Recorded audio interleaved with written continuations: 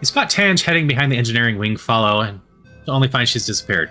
You look up to see access ladder leading to maintenance platform by the engine turbines, long, silent, starting to rust. She's grown out her hair a little bit.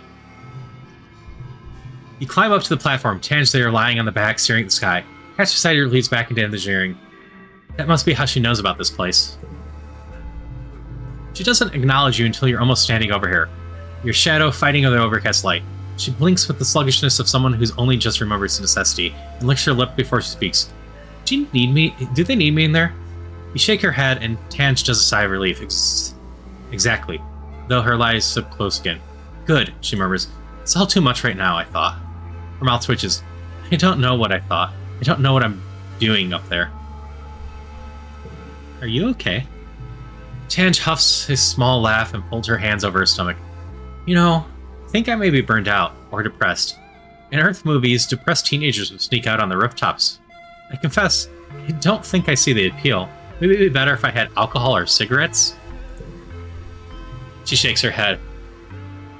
Blanking out your mind with substances is what my mom used to do, not me. Screw the flirting. Let's just see if she wants to talk. Tange smiles, self-efficating, and doesn't look at you. I don't think so, she says. Maybe, will you sit with me? You lie down beside Tange and watch the gentle revolution of the sky a few minutes. You can feel the caginess seep out of Tange as you lie there in silence, until she finally speaks. Do you ever think about humanity, she asks slowly. Humans are such glorious, beautiful, elf self-destructed thing, she continues. They only ever create by destroying, and in turn they hasten their own demise. Tange finally looks at you, her hollow eye lighting up her cheekbones. She looks gaunt. It was the belief in human supremacy and unchecked innovation that doomed humankind on Earth, she says. Does it seem we're going down the same path here on Vertuma? I believe we can do better here. -1 helped Tangent. Tange takes a deep breath and lets it all out. I think so too, I just don't know how. I don't know if any of us can do. We're only human. Sometimes I wonder, she continues and pauses, sometimes I wonder how we sent humans to explore space. Given our trek record, you would think perhaps an artificial intelligence would have been wiser. No ego to get in the way, no questions about ethics or morality. After all, we learned in Earth history that when human colonists traveled from Europe to the Americas, they nearly killed everyone who already lived there because they spread disease. Tange looks at her hands. I just can't help but wonder if we're doing the right thing. The hatch to the laboratory clangs open and Tange jumps. There you are, Instant says, just as her hand and shoulders are visible through the hatch. Have you finished recalibrating that strand sequencer yet? Tange scrambles to her feet and brushes off the seat of her pants. No, not yet, she says. I was waiting on the results from BH4316, and... Instance clicks her tongue against her teeth and raises her hand to Tange. They're ready, she says. I need that sequencer ready for the G4100 samples. Her eyes flick to you. If you're done, she adds icily. Yes, ma'am, Tange says, cowed, and slides in the hatch after Instance. As her head disappears past the roof line, you catch a fleeting hint of an expression on her face you can't name. Tammy looks conflicted today. She anxiously twists her hands in her shawl and speaks. I think if I have a baby, I want it to be from Vertuma. Do you know what I mean? I've just been thinking about it, and I can't imagine as strangers, she says and ducks her head and smiles weakly out the window towards the geochronic gems. Not when there are people I love here. Over the years, a lot of people have started wearing a lot less clothing than you remember from when you were growing up on the climate-controlled stratospheric. Definitely a lot less than the holovid you brought from Earth. Rex, though? Rex has really acclimated to Vertuma's hot, sultry weather. Think we will just continue to flirt with Rex. Rex reacts well to that. Rex throws his head back and laughs so loud it echoes through the courtyard. Oh, he locks. Ah, ooh. You both giggle and lock eyes for a few seconds that feel like literal months. Eventually, Rex fixes you with a fangy smile and scratches the back of his head. It does a nice thing to his whole chest, shoulder, bicep situation. So you like what you see, huh? He leans in, like sharing a secret. Me too, he whispers, and then winks at you. Nami is in their usual spot in the lounge, surrounded by their steadily growing collection of body pillows and stuffed animals. They're curled up with their arms around a giant plushy creature and seem to be scrolling listlessly through the movies available in the Colony Media Archive. Find anything good? No! Nami sighs, tipping over their side. Not since I finished all of Maid Stalker Ares. I can't believe it ended on a cliffhanger. I didn't know that Stratosphere had left Earth before the series finished airing, Nami writes. I have every episode except for the two-parter season finale. They bury their face against the plushie.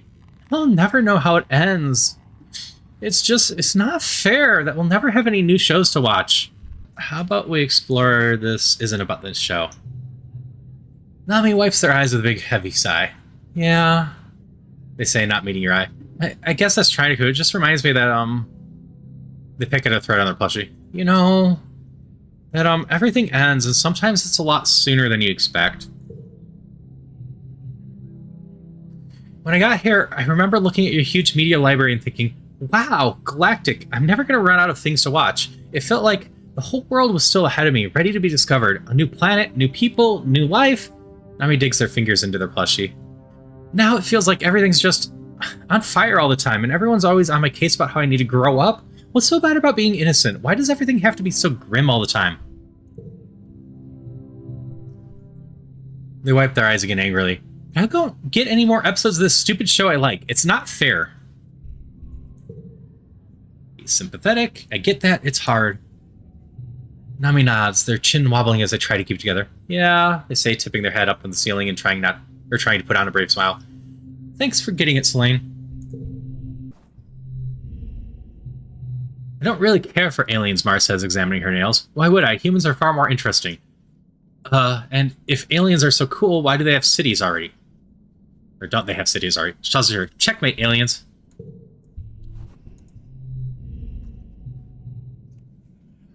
Cal is holding an ice pack to his face. Hey, Selene, he greets you, giving you a half-hearted wave.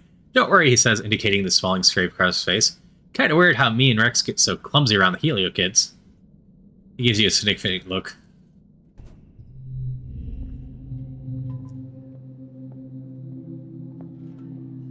Unless you're here because you realize Rex is a shit-for-brains coward who'd rather dick around and defend his own home, get out of my sight, Base growls. I don't have time for weak-willed dead rates like him, and right now that includes you. You spot Anemone playing darts with a bunch of other soldiers. She throws a dart and it lands clear in the middle of the faceless, well, that isn't the right word, but the soldiers all cheer and clap on her and back. She breaks away from the group and slings an arm over your shoulder. Did you see that, Selene?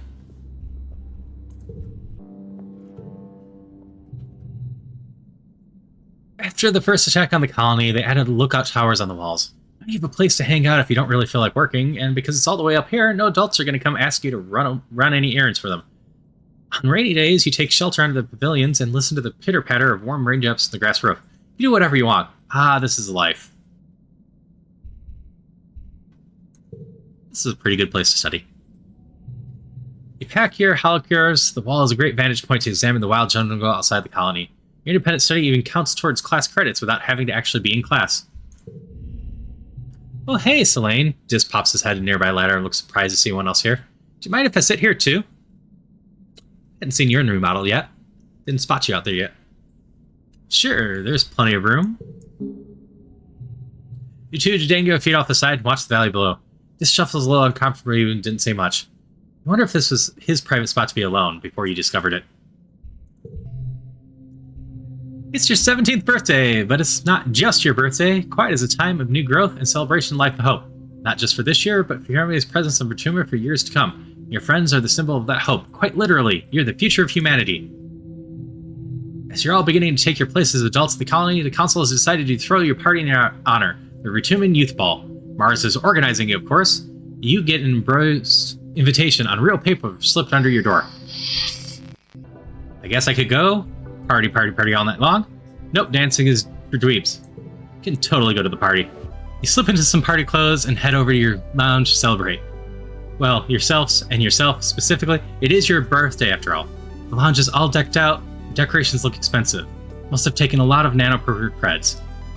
Your friends are transformed too. Everyone has dressed up and looking like the young adults becoming. You can hardly recognize some of them. Mars catches your eye and waves, her bangles jingling joyfully. She looks like a model from her holomags, every inch of her crimped and painted and perfumed. Selene, happy birthday. I'm glad you can make it, she says over the steady thrum of the music. Drinks are over there, make your song request to Congruence, and take off your shoes. You look down at your boots, then back up at Mars skeptically. She rolls her eyes and does a little bounce. Sock hop, just like on Earth, duh. At the refreshment table, Cal is stuffing his face with party food, and Rex shoves 2 glasses of punch in your hands. Gotta stay hydrated, he says, pouring himself into the glass. We'll be sweating it out one way or another, he winks at you. Don't let them fool them, Tangent mutters, joining you. Smears a glob of something pink and meaty on the cracker. It's a well-documented phenomenon that people have experienced with inhibiting alcohol being accidentally drunk, even if they're completely sober. To Rex, she adds, I mean, of course, then I'm not going to suffer any bad behavior. Rex grins as he pulls out a flax from her vest and pours a healthy addiction in his glass. Who says it's going to be an act? Let's get a little loose. Come on. It's a party. Music changes to something with a fast, pounding beat. Rex throws his head back and howls. Whew, it's time to dance. Why don't we dance?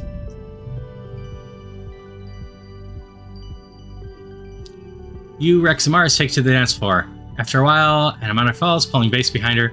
You all dance until it feels like your heart's going to burst from excitement, from excursion, and from the sheer joy of throwing yourself around with your friends.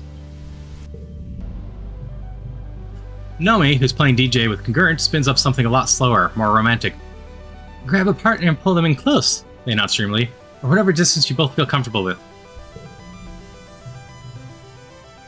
Everyone giggles awkwardly and shuffles around, feeling intangible friction of teenage politics. Who dances with whom? Who makes the first move? Tangent will probably hate this, but why not?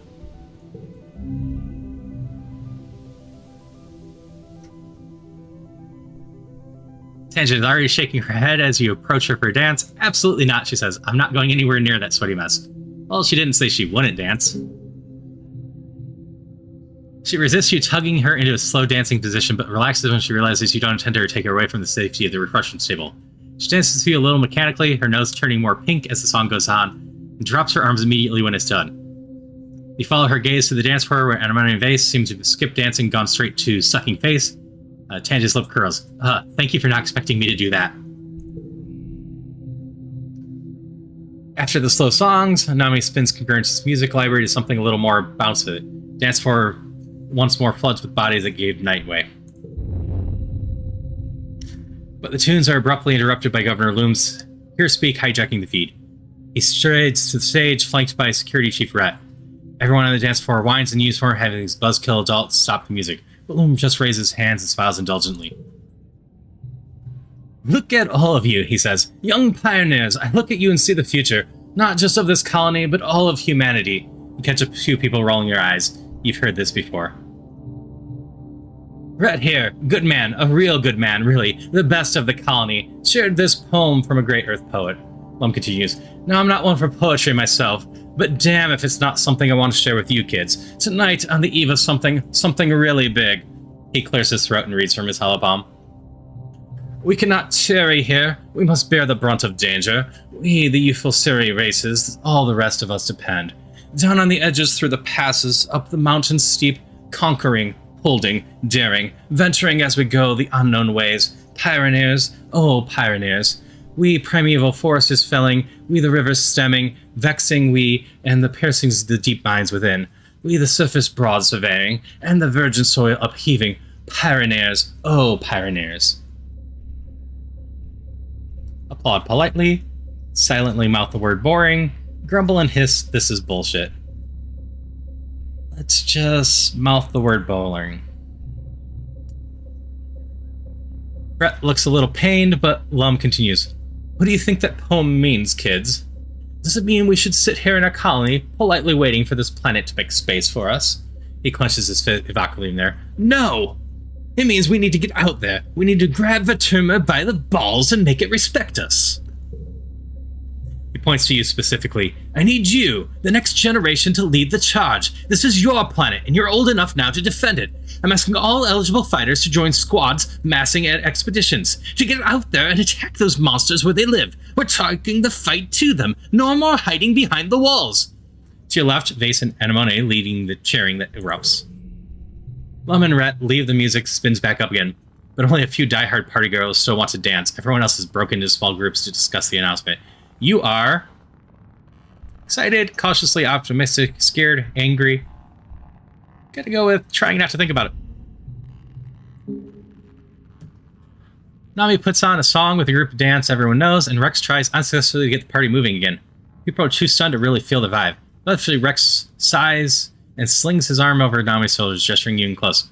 What a buzzkill, he grumbles, and Nami adds, you know what growing up on the Helio was like? You'd start to feel happy for a minute, and some uniform would come in and ruin it. Thought it'd be different here, Nami sighs. Said we made you more like us. This sucks. Party fizzles out as everyone drifts away from the lounge. You return to your empty quarters, your birthday forgotten. You've always been told the colony was safe. Now, you know that time is over.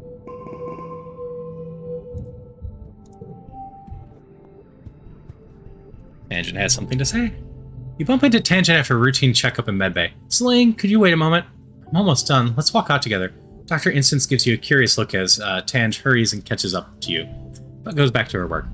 You wonder if Tange needs something for you, or just wants to hang out. Lately seems like she has less time for her friends, preferring to work late at the lab. Maybe she's lonely. Ah, nice weather we're having, Tange says as you walk outside. You look around, it seems pretty normal for the season. She clears her throat. I'm so different here than it was in space, she says. Growing up in the spaceship was so clean and tidy. Here I'm constantly sweeping pollen, or dust, or spores, or what have you off everything. There's a mushroom growing in the corner of the bathroom the other day. Yeah, it's gross here. Right, Tange says, her eyes wide. Everything is just growing all the time, everywhere with no plan. I hate even thinking about it. You walk for a few moment as Tange clearly has something on her mind, so you let her sit with it until she finally steels herself. I'm not very good at this sort of thing, she says slowly. So you know, I've been working on a big project with Chief Engineer. What big project? It's why I haven't been around so much lately, she says. I'm sorry, I can't tell you anymore. It's been going very well. I think we'll finally over the last hurdle now. Governor Loom says it's going to change everything here in the colony for the better. Tange seems more at ease than you've seen her in years. Truly, I couldn't have done it without you, Tange says, a slight smile warming her usually expressionless face. I know I can be a hard person to be around, but I appreciate everything you've done for me, and ultimately for the colony, and all of humanity. What's really going on with you? Happy to help a friend. Time to make your move. It is not time to make a move. What's really going on with you? Tange shrugs. It's nothing, she says. I think it's time to... I think it's nice to take a moment and recognize when someone has helped you. Trying to do it more. The last decade has taught me anything, it's that you don't want to wait until it's too late. She smiles cryptically. Okay, maybe it is time to make your move. We had 100 with her? Not quite, but 99. Sure, we'll try making a move. You and Tangent find yourselves alone on the path of engineering with quarters waiting. You edge closer to Tangent as you walk. She doesn't seem to notice and moves away, maintaining the distance between you. Look really hot today. Tangent, I have feelings for you. We're a really good team, let's make it official. Need friendship 80 or higher. We got that. You propose a former anonymous partnership between you. The way one might propose a scientific thesis. It would be mutually beneficial advantage to tell her, and Tange stops her in her tracks. I don't know what to say, she says slowly. She gives you a considering look. You're not the first person to suggest a partnership, but I must admit, you're the first who piques my interest in return. You know what? Yes, she decides. You're entirely right. I like you, you like me. There's nothing stopping us from pursuing a relationship. Started dating Tangent. How should we begin? We're going to be very scientific with this. Tange smiles. A real one, showing her teeth. Oh, Selene. If you like me, surely you expect nothing less than a completely rational response that takes into account both of our feelings and our situation. Yes, nothing less. Tange slips her hand into yours and steps close. Will you kiss me now, or shall I kiss you? You lean in and press your mouths together. Tange's lips are a little dry, and she smiles when you kind of stick together. Almost acceptable, she teases, licking her lips. She brings her hand to your face and guides you together again for a kiss that's much better than the first. Tange is a better kiss than you expected, confident, unashamed, and methodical. You kiss until she tires of it, pulling away and touching your lips with a smile. I'm looking forward to continuing this train of thought, she says. What does have any time to spare do? Tange hums and checks time on the hub bump. I suppose, she says, arcly and smiles. If you provide with significant motivation, you hang out in the lab. Tange cleans out her workstation and prepares to leave off with you, but just as you take her arm, the alarm goes off. Tange curses and scrambles over to experiment and turns off the alarm. I seem to have forgotten that this experiment requires a great deal of babysitting, she says. My apologies, but might we stay in the laboratory? There's nothing to be done about it when you're dating a brainiac like Tange, so you pull up a chair and settle in to keep her company. It's still nice to spend time with her. Medbay. You're on break from your work in engineering, catching up with College Associated when Tange sits down beside you and clears her throat. The frown line between her eyebrows is a permanent feature these days. Today it's out in force. I need to talk through a problem I'm having, she says without preamble. Science problem? Tange nods. Yes, exactly. Usually I talk through a blockage with Concurrence, she continues, but Concurrence's database is being recompiled this week, and she's only functioning at 10% capacity, read-only. At that point, a literal human is better at logic. The only person I can think of I could trust with this type of thing. Sure, we'll help. Tange launches an exploration of the problem she's having. Luckily, she doesn't require much from you except a friendly ear. You chime in with the hope are helpful questions, leading her down a different thought experiments that cause her to rethink the original problem, each which she takes the time to explain with more passion than you thought Tange was capable of. For what you can gather, it has to do with conclusion bodies and cryptoquadratic agitates, encrypted proteins, and electron rectifier particles. It's uber technical stuff. So you're working with viruses? Yes, precisely, Tange says. Please, you're keeping up. So as I was saying, the more you hear it, the more you're sure of it. Chief Engineer is to change secret project. The thing they've been working on behind closed doors for years is an engineered disease. A designer virus targeting only native Vertumnalia creatures. That's the only reason Tange could be asking these kind of questions. You asked to see her notes on the subject, and she pulls them up on her holopalm to show you. Yes, you're sure of it. If what they're working on is successful, it'll affect almost all fauna on Vertumnalia, from tiny hop eyes to the terrible faceless. Your surreptitiously record a copy of her notes on your holopalm. Let's just be honest and say it sounds dangerous. What? Tange says, forcing a laugh. It's just homework for my virology class. It's all hypothetical. She stands up from the table. Well, I should get back to work. I mean, school. Thank you for your help. Tange retreats from the break room, leaving you alone with your discovery. You could try talking to her again, or take what you've learned to the governor directly.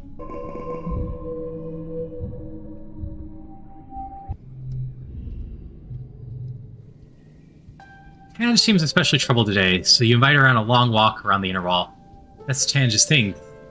Thinking walks. She touched that, you know her that well. She talks in fitful bursts, then lapses in song silences. Finally, she stops and puts her hand on the wall, like she's been bracing herself. Selene, something's been bothering me, she says, clutching her other hand at her side. She clicks her words with great difficulty. Is it morally defensible to do something that people want to approve of if you're doing it for their best interests? What if you don't have a choice? I know about the engineered plague. I don't know what you're talking about. Yes, it is. Let's just be out and open. Tange smiles, though it doesn't reach her eyes. It was only a matter of time, I suppose, she says quietly. Sometimes it seems like you know everything that goes on in the colony. Thank you again for your help, she continues. You really were instrumental in overcoming several hurdles, whether you knew it or not.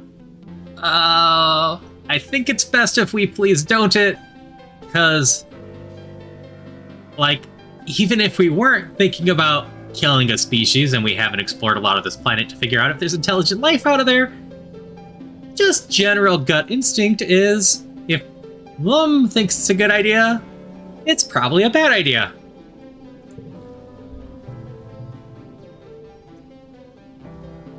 As my friend, a real friend would understand why I have to do this. I have to protect the Dr. Instance. I have to protect the colony. She pushes herself off the wall and starts walking away from you. A few places away, she stops her shoulders up. I don't want to do this, Selene, she says miserably. If I don't help Instance, though, Lum is going to kill her. The colony needs her. I need her. I don't know what I'm going to do without her. I don't know. Maybe we convince him to stop? Tange scrubs her hands against her eyes and turns to you. She looks so impossibly tired. And for the moment, as young as she really is, Lum is forcing us to work on the virus, she says. I don't know what to do. Find a way to convince him.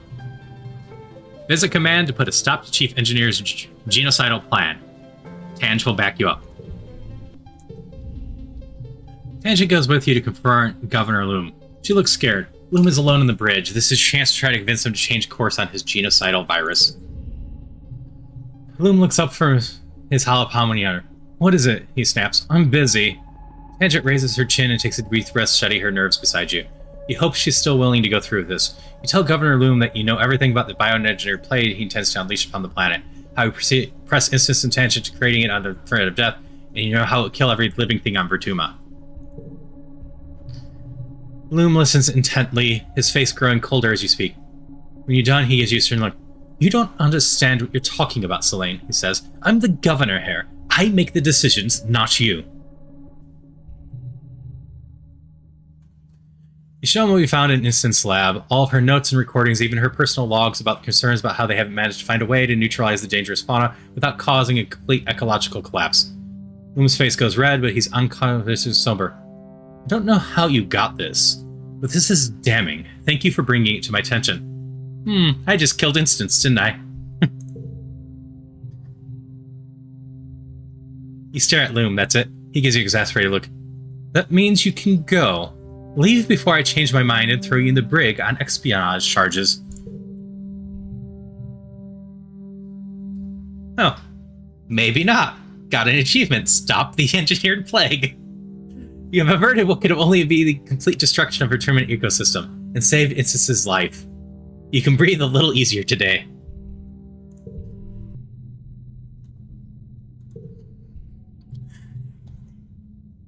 Even with the medbeds, the colony keeps a few medicines in stock. Mild painkillers and anti-inflammatories, vaccines, prophylactics, and Vertuman diseases, various drugs for anxiety and depression, anything that doesn't warrant tying up a medbed. There's also a collection of paste, powders, tinctures, and from native species. Dr. Instance is showing you how to inventory and restock the medicine cabinet. She picks up a jar of tincture and regards it with distaste. This is barbarism, she complains before handing it to stock. When the machines finally break and leave us with this, the colony will be in real trouble. Medicine used to be an art, not a science, she continues, her emphasis on the word art, indicating her poor opinion of it.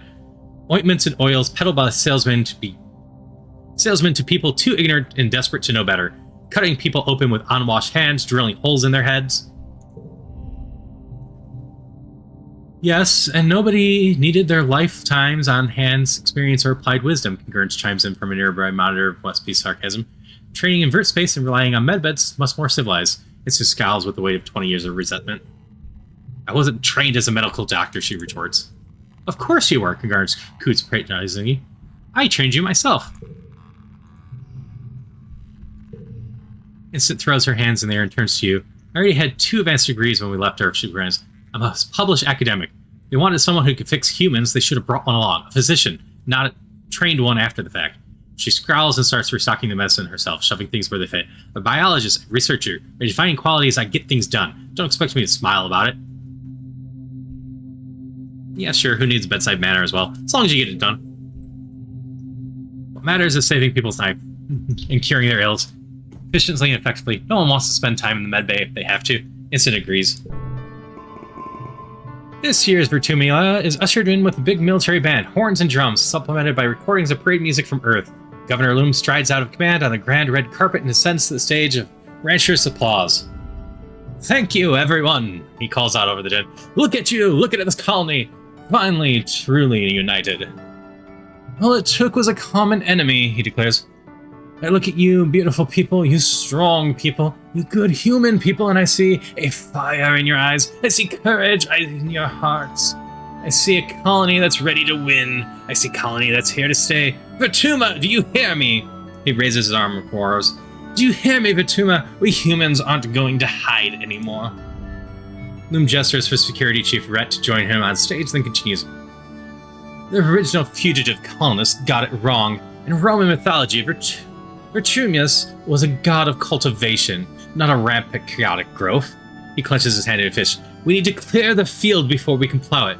Vertuma won't be safe for human life until the aliens are eradicated. Rhett crosses his arms and nods in agreement. Maybe there's more to his plan than Loom's letting on. Loom descends from the stage and does a receiving line of handshakes and fist bumps. In the vacuum left by his presence, Chief and Mr. Seek takes the podium and clears their throat. I want to announce that this will be the last year that the festival contest will be held. What? It's not a protest rises from the crowd, and near the front, Loom just shrugs theatrically and mouths, not my fault. Seek looks down at him pointedly, then continues. This war will use our colony resources at a tremendous rate, including most valuable, time. Hey, I've got some good news, Loom adds, jumping back on stage. This one's really gonna knock your socks off. The colony's had its first pregnancy. The crowd murmurs in excitement, and Loom beckons Tammy join you. Everyone give a round of applause for Aspartame here, Vertumna's first mother. Tammy is all beet red, Wade chips over ears, but she does a little twirl so Loam can show her off. Look at her! She's so vibrant, so healthy, just like our young colony. We're so proud of you, Tammy. Your child is going to join the ranks of the greatest species the universe has ever seen. Lum pumps his fist in the air. Humans! Humans! Humans! Let me hear you, Vertumna! Wait, Tammy's pregnant? Yeah, skip that one. Tammy descends from the stage into a gaggle of surprised and excited friends. OMG, is it really true? Mars asks immediately, taking Tammy by the hands. Yes, Tammy exclaims, like the secret bursting out of her. I'm finally going to be a mommy, just like Aunt Anne. You take a good look at Tammy. You haven't seen a pregnant person in years. Not since you landed, at least. Are they supposed to glow? Tammy looks radiant with pride and excitement. Looking more closely, you realize that her dress is starting to curve out around the belly. Every baby born to the colony, even you and your friends, is a complex arrangement of inherited, donated, and altered genes, and sometimes not even related to their parents. If the council let Tammy have a baby, does that mean there's going to be more soon? Cal runs over from where he's standing with his family and swoops Tammy in a big hug. I'm so proud of you, he exclaims, then rests his hand gently on her body. Sorry, too much spin? You okay, little hopper? They look at each other adoringly. As you stand around and marvel at Tammy's news, the adults start to pour away at the chairs and setting up for the games and contests. Mars puts her hands on her hips. So, what does everyone think about this? War on nature. I think it's stupid, Cal says immediately. I know survival is important, but we don't have to kill things to survive here. Mars rolls her eyes. Duh, of course you'd think that. Personally, I think Lum is a total nullhead. He's not that much older than me. What is he, like 24 and everyone listens to him? She flips her hair over her shoulders. They should listen to me instead. Finally, you're called to participate in the games. The last ones, maybe forever. If this war on nature ever ends, you'll probably be an adult. As your friends all separate into their usual games, you realize this may be the last time. You just get to be kids. What do you choose? To make Tangent sad one last time. Tangent is out for blood this year. She snaps at anyone who tries to talk to her before the trivia begins, and complains that she's been cramming so hard on pop culture that she feels like her brain's about to explode. Meanwhile, Nami Nami just bobs along to the music in their here speak as they wait, totally unbothered. Tangent's cramming clearly paid off for her. She's strong competition until the category about old Earth slang, where you clearly pull ahead. You snatch victory from her clutches, and she grudgingly accepts your superiority in all things trivia. After the festivities, everyone is supposed to take a few days vacation. You and your friends relax, but the adults move around the colony like ants in a hive, fortifying the walls and preparing for the human offensive against the planet.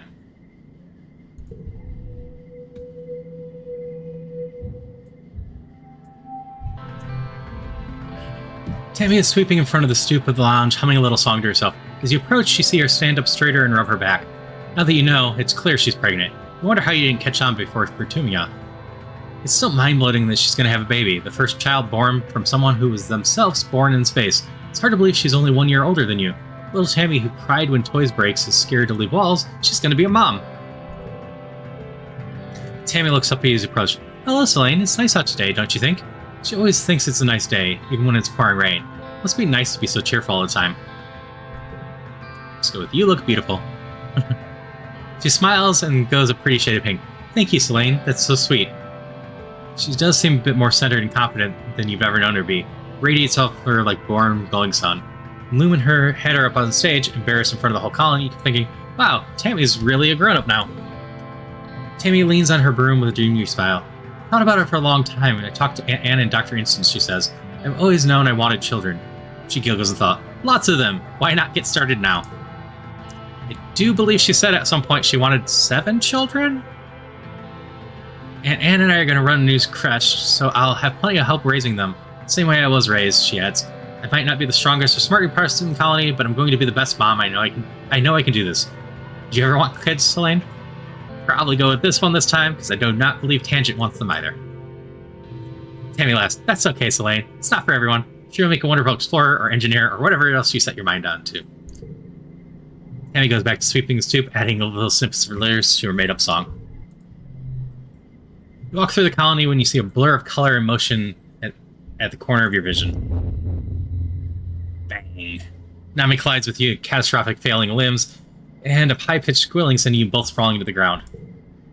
Oh my gosh! Nami exclaims. They immediately get their hands on their knees and begin collecting papers that exploded out of their hands when they fell. I'm so sorry. Sometimes my brain is off doing their own thing, and I don't know where I'm running. Ah, they exclaim, dusting their piece of toast and shoving it back in the I gotta eat breakfast, even when you're late. Your enhancement isn't super agility, huh? Don't even worry about it. Watch where you're going. Let's go with don't even worry about it.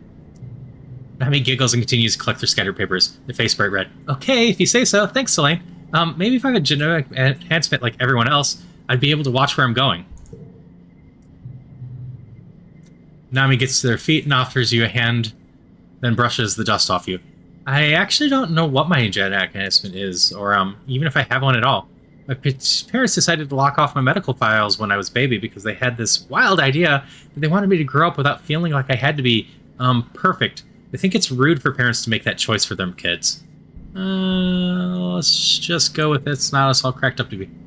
It's easy for you to say. Captain and I have cool superpowers, Nami explains, putting their hand on their hip and sticking their tongue out with her. The rest of us had to go by on our own wits and charms. Nami wiggles their eyebrows. Maybe I'm just like galactic cyber prince Umeya, and one day a talking Hawkeye will come tell me I have to defeat the Mecha Ultra Neither Rings. Nami starts walking away with you, talking animated with their hands. I know my parents just wanted me to know I can be anything I want to be when I grow up. I don't have to be super strong or super smart in order to be happy. They always told me, nothing and nobody knows what's good for Nami except Nami. And I really think that's true. They stop and turn to you, looking serious for a moment. Sometimes it does kind of feel like, well, Nami squints up to the side. Sometimes I wonder if I'm only good at something because I have some sort of secret advantage I don't know about. Or sometimes I think the opposite, like, if I'm not good at something, I feel angry because maybe I could have been good at it. It was really bad. It was really bad on the Helio because everyone is really good at something. Usually things like marching and shooting stuff. I thought maybe it'd feel different here, where there are people at all kinds of skills, but they sigh. No matter what I try, someone's already way better at it, so I just feel like I suck at everything. Everyone sucks at first. It's the first step to being kind of good at something, Nami says brightly. Thanks, that's from a show I used to watch, and I guess I don't suck at everything. Strike a pose with imaginary pistol. I'm really good at laser fable. Pew pew! Tanish is working late in the lab this evening, as usual. What's unusual, though, is the smile that brightens her face when she looks up for her microscope and sees you. Selene, oh, I'm glad you're here. No, actually, why don't you come over and see for yourself? You take a look through her microscope. Look at the shape of the spores. I've only seen this once before when we were studying the shimmer fungus, but this fungus isn't any of the ones we've identified capable of spreading the shimmer. He pushes you aside, looks through her microscope again, then makes more notes on her HoloLens. Just when I think we've got an understanding of something, this could change everything. If there's more species capable of spreading the spores, then the shimmer response is more widespread than we previously thought, possibly even a planet-wide phenomenon. Tange looks positively energized. Because it's a new species, I can submit a suggestion for its name. What do you think? What do you think? Should I name it after you? I'll just go with, I'd be honored. Tange smiles and puts your name into her hollow. The slight gesture of her hand, Tange's hollow turns off. She sighs, then rubs her thumb and index finger over her eyes. It's even later than usual for me, isn't it? Time to pack up and get going before the sanitation teams arrive in the morning. She yawns, then blinks rapidly and spies. It seems that even I'm tired. You help her pack up her workstation. She turns off the lights, and with one last fond look of her laboratory. You and Tange take a long way through the colony, walking in compassionate silence towards the general direction of the living quarters. You come to enjoy these walks with Tange, moving like twin spirits through the sleeping world. Tange stops you before you head into the living quarters. Actually, let's not go straight back. I want to stay out a little longer. You and Tange climb up onto the walls. The wind coming from the forest is stronger. And keep walking. The wilderness is dark and impenetrable past the defensive perimeter. Tange keeps you on the outside edge, subconsciously or possibly consciously putting you between her and it. I hate thinking about what's out there. predators, dangers, diseases, all the monsters that have terrified humanity since the dawn of time. And they're right outside these walls. Let's just go for as long as keep them out. She links her fingers behind her back as she walks. All the same, I think we finally come to appreciate it for what it is. Opportunity. How many scientists have truly been afforded this freedom of discovery? A seemingly limitless buffet of knowledge. Tange looks forward to the wilderness and smiles wistfully. Vertumnalia is full of dangers, yes, but I find myself also curious sense of wonder. Awe, perhaps. You walk a little further before Tange, seemingly in the middle of some deep thought, stops and turns to you. Selene, are you happy here? She winces and bites her lip. No, I don't mean happy, precisely. Happiness is irrelevant to the survival situation. What I mean, do you imagine a future here? One that would have you have chosen for yourself, should you have been given the option. Are you fulfilled? I'm just existing day by day. What a miserable existence we lead. Honestly, I despise the physical realities of living here. The smell, the cramped quarters, the constant threat of attack of disease, everyone's meaningless interpersonal squabbles, amplified by the proximity and stress. I can feel them weighing me down. But we don't have a choice, do we? Therefore, the only rational decision is to make the best of what we have. To accept otherwise is to accept misery and death. That's the tangent you know so well. You can trust her to stay logical and focused no matter what chaos may come tomorrow. You walk until the chill of the night settles into your skin, then descend from the walls and walk back to the living quarters. Tange hesitates at the threshold. Anyone else might have noticed, but you know Tange. Probably better than anyone else in college. Even her own brother. What's wrong? Oh, nothing, Tange says with a laugh. Just thinking, which is nothing new. She looks at you with a faint smile. You, probably more than anyone else in the colony, knows what it feels like to conceal your true feelings under a serene facade. I mean, no offense, but we're alike in that way. I can't help but feel unsettled by everything we have yet to face. Tange laughs. Unsettled is an imprecise word. Do you want a hug? Everything's going to be okay. Asking for a hug, I think is fine. Tange awkward silence conveys that she has to consider this deeply.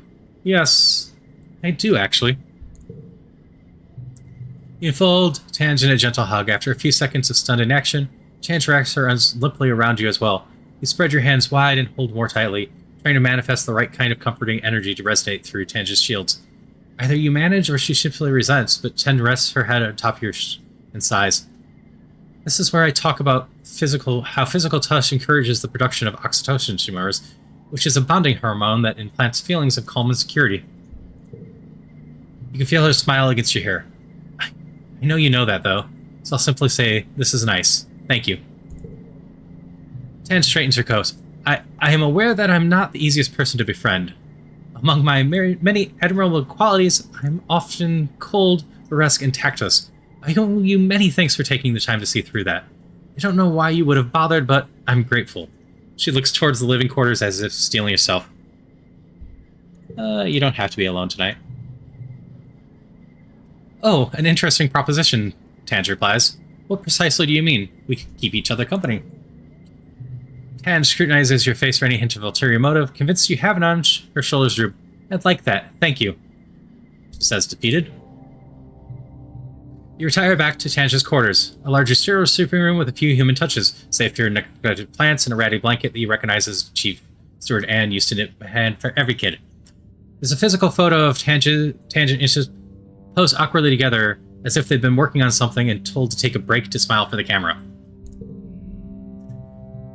You keep Tange quiet company for a few hours, trading bits of conversation until the first sun starts to rise. You look over and see Tange's eyes have closed, and her face has finally gone slack in much-needed sleep. You pull the blanket over her, and close your eyes as well. Catch a few hours before you're both expected back at work.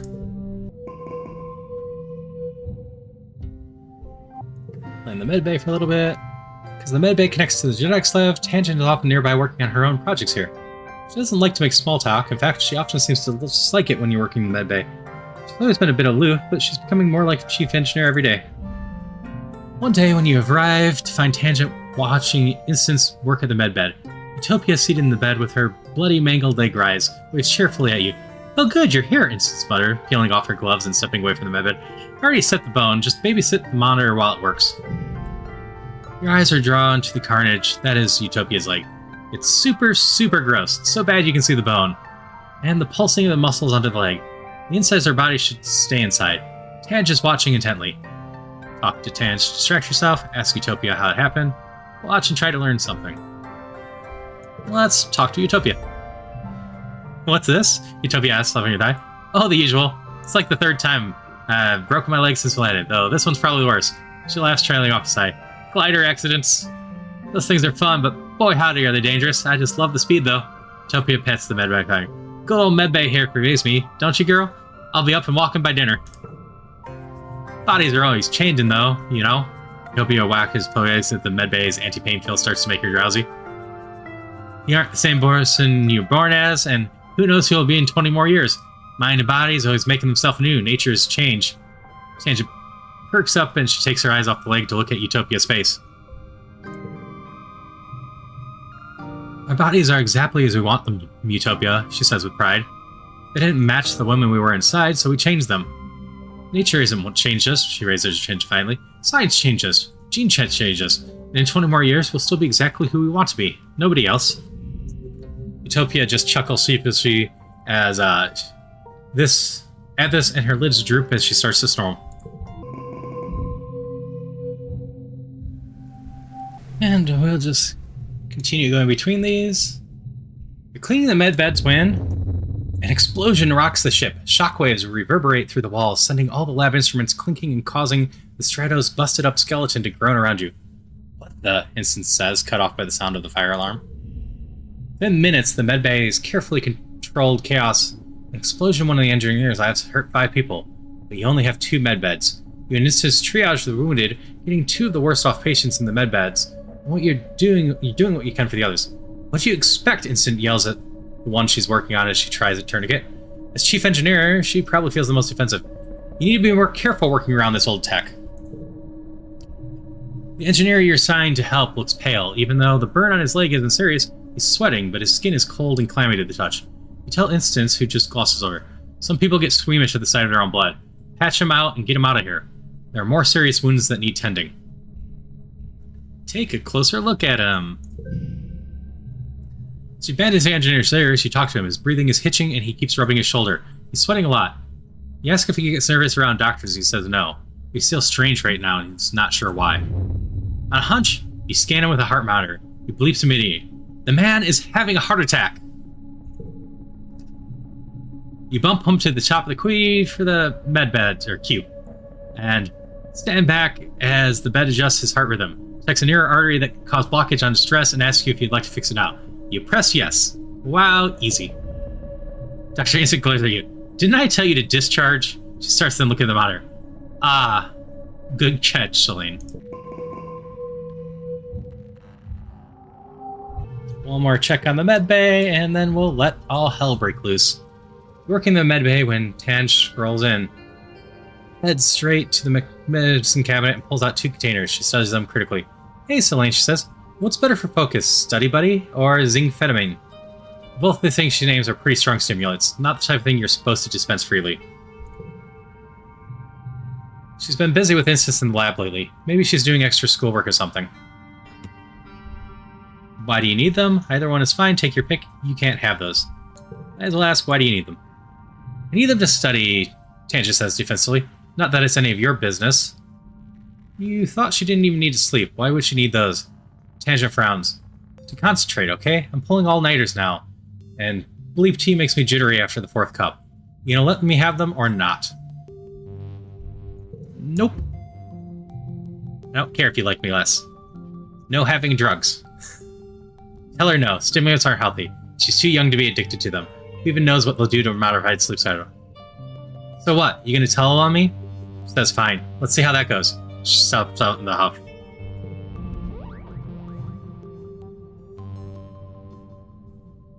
Ten minutes later, Instance walks coolly and gets the pills for Tang. She tells you to do your job so she doesn't have to do it for you.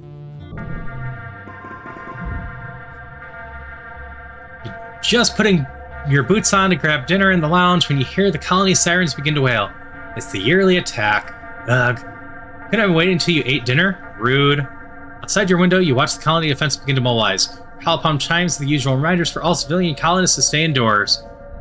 You head to the garrison to grab a plasma rifle, then report to the front. Chief Rhett was surprised to see you, but assigns you to a squad with an Anamane and tells you to get up on the walls and do your best. On the other side of the walls is more Xenos than you've seen in one place ever. They seethe out of the forest, large and small, herbivores and predatory, fungal and otherwise, flying and crawling and hopping towards the colony with a single-minded determination. The air fills with a few of laser turrets and crackle plasmas. The enemy's front line collapses, only to be replaced by even more Xenos. Just as many as before, if not more. There's no end to it. Firebreak turns into a graveyard of dead and dying alien bodies. Wave after wave crawling over the corpses until they roil at the base of the walls like the foam on a wave when it hits the shore. You hear the walls creaking underneath you, but they hold strong. There's no sun to set and glow, but the night falls on the battlefield without any break in the fighting. Your fingers begin to cramp from pulling the trigger on your plasma rifle. Finally, you're relieved by the second guard shift. You walk straight into the garrison and right into dreamless sleep. You're woken 6 hours later for your next shift.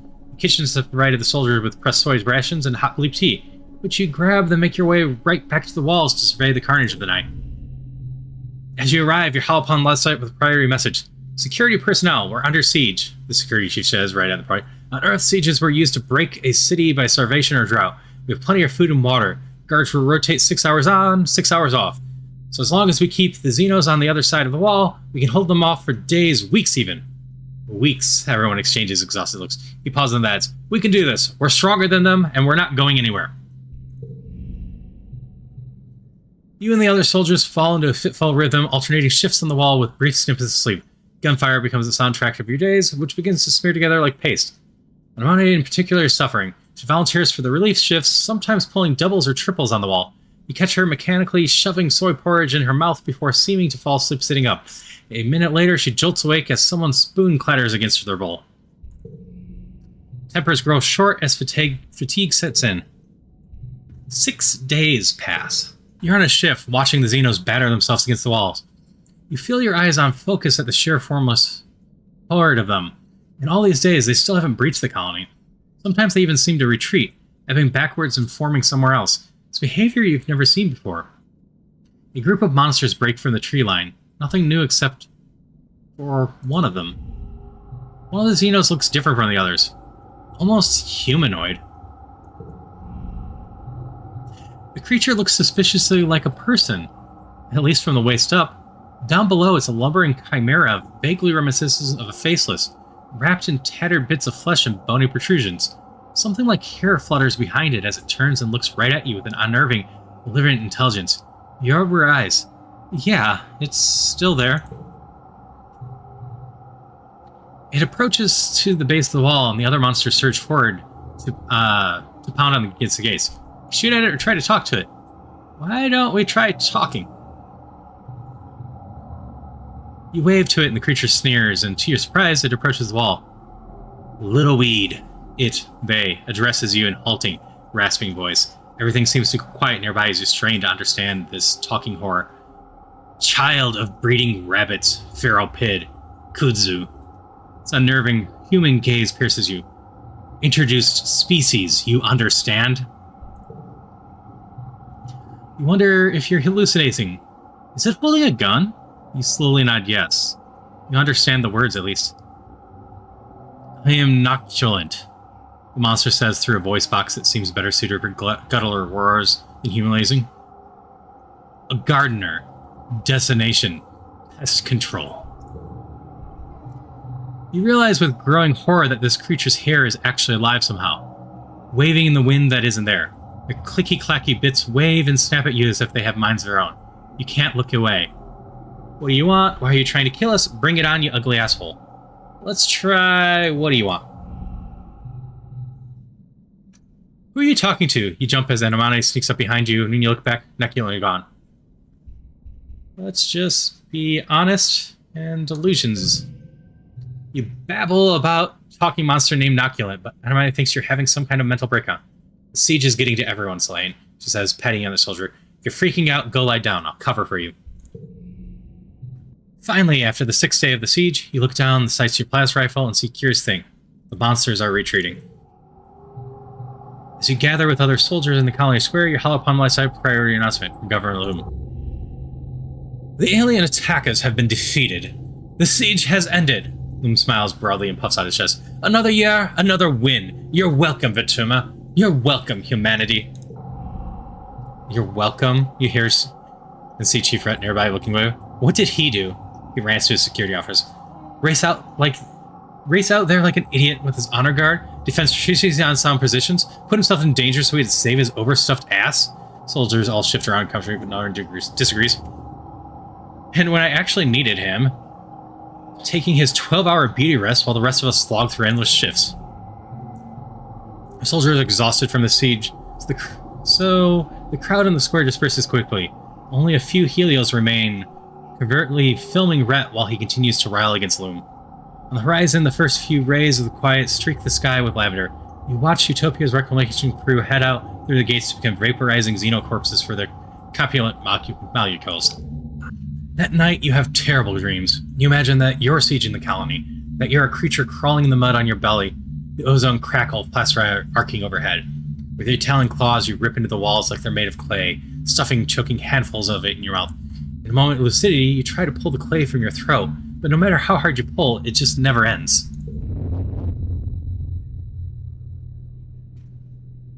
You jolt awake when you realize you've been pulling your own guts out of your throat. Just agreeing. You're shaking and coated in a film of terror sweat, your heart pounding. You don't find sleep again before dawn break.